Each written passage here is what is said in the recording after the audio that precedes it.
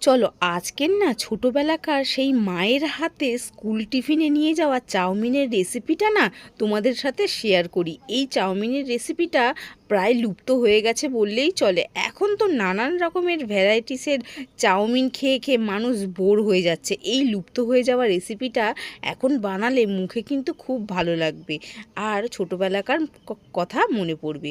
তো প্রথমে দেখো আমি এখানে তেলের মধ্যে দিয়ে দিয়েছি একটু চিনে বাদামটা না লাল লাল করে ভালো মতন কড়া করে ভেজে নিতে হবে। আর তারপরে তেলের মধ্যে আমি দিয়ে দেবো দুটো ডিম ফেটিয়ে দিয়ে ওর মধ্যে অল্প একটু নুন দিয়ে ডিমটাকে ভালো মতন ভেজে ঝুড়ো করে নেব। ছোটোবেলাকার কাদের তোমরা কারা কারা এইরকম মায়ের হাতে হালকা পাতলা চাউমিন খেয়েছো তারা কিন্তু অবশ্যই আমাকে কমেন্টে জানিও। এইবারে দেখো ডিমটাকেও ভেজে আমি তুলে নিয়েছি, কড়াইয়ে তেল দিয়ে দিয়েছি। চাউমিনটাকে কিন্তু আমি আগে থেকে সেদ্ধ করে জলটাকে ঝরিয়ে নিয়েছি। এবার এদিকে আমি দিয়ে দিয়েছি আলু।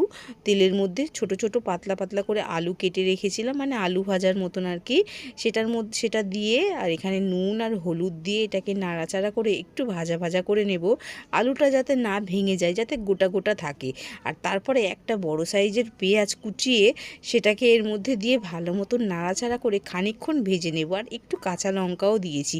আমি কিন্তু এর মধ্যে কোনো রকম সবজি দিলাম না, কারণ যেইভাবে ছোটোবেলাকার মায়ের হাতে খেয়েছি আমি সেইভাবেই রেসিপিটা কিন্তু বানাচ্ছি। এবার দেখো এটা ভাজা হয়ে যাওয়ার পর এখানে সেদ্ধ করে রাখা চাউমিনটাকে দিয়ে ভালো মতন নাড়াচাড়া করে মিশিয়ে নেব।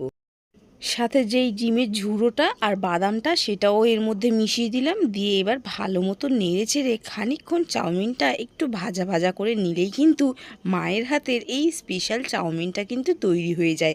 একদম শর্টকাটভাবেই কিন্তু চাউমিনের রেসিপিটা বানাতো আর খেতে কিন্তু দারুণ লাগতো। আর এখনকার বাচ্চারা এই চাউমিন কিন্তু খেতে চায় না, তবে আমরা কিন্তু খুব মিস করি এই চাউমিনটার। আমি না একটু স্বাদ বাড়ানোর জন্য এর মধ্যে দিয়েছি একটু গোলমরিচের গুঁড়ো। যদিও বা মারা কিন্তু গোলমরিচের গুঁড়ো দিত না, শুধুমাত্র কাঁচা লঙ্কা দিয়েই বানাতো, তবে আমি একটু দিলাম দারুণ টেস্ট হওয়ার জন্য। দেখো এখন কিন্তু একদম পারফেক্ট কালারটা আমি আনতে পেরেছি, কোনো রকম সয়া সস ছাড়া, শুধুমাত্র নুন হলুদের এই চাউমিনটা কিন্তু আমার কাছে এখন দারুণ লাগে। আচ্ছা তোমরা কিন্তু কমেন্টে আমাকে অবশ্যই জানিও তোমরা কারা কারা এই চাউমিনটা ছোটোবেলাকায় খেয়েছো, টিফিনে নিয়ে গেছো আর এখন মিস করো। আমি কিন্তু খুবই মিস করি এই চাউমিনটা। দেখো এদিকে চাউমিন বানাতে বানাতে এখন কিন্তু কারেন্টটা ফট করে চলে গেল। তো যাই হোক, চাউমিনটা খেয়ে নিলাম। সবাই ভালো থেকো। ওটা